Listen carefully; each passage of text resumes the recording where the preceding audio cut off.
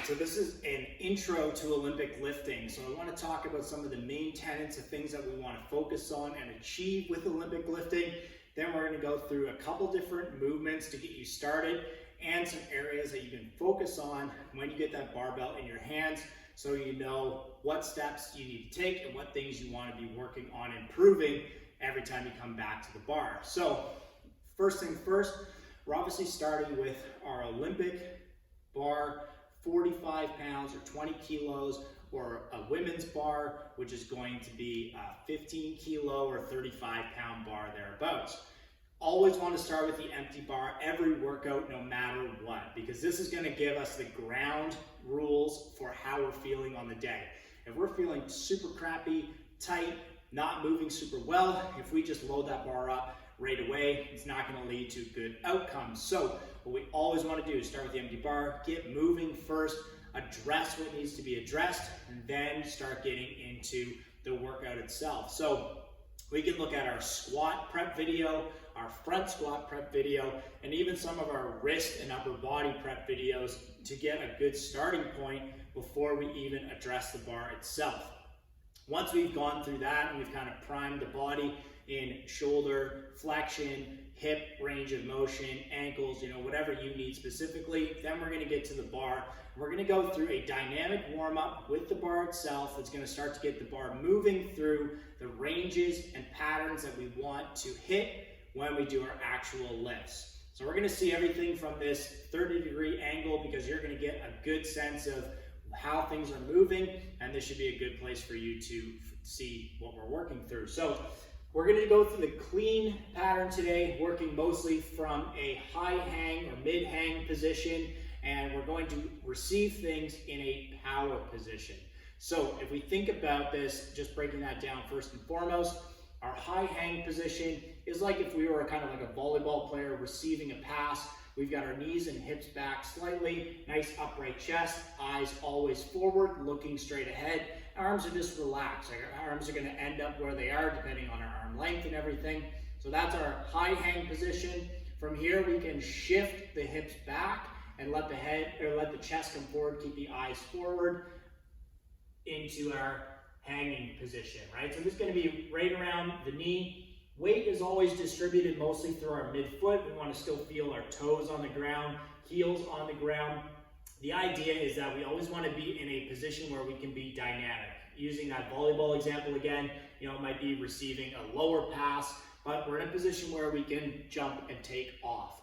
So we're going to see those two positions.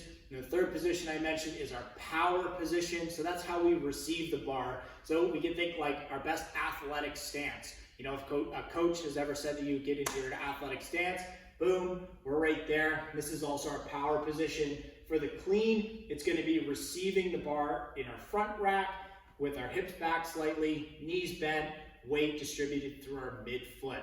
So when we get the bar in our hands, we want to take a grip that is maybe a little bit more narrow than like a bench press for you, but not so narrow that we end up like jamming up the wrists or anything of that nature. So a little bit wider. I, for myself, like to go kind of in between the first mark and the edge of that knurling. So from here, we're going to go through what we call a Bergner warm-up, named after Mike Bergner. He kind of put this whole thing together, but we're just going to, move it into our style of training here. So we're going to start by just working through this pattern of hips back, sliding the bar down the thigh, keeping our weight distributed in our midfoot.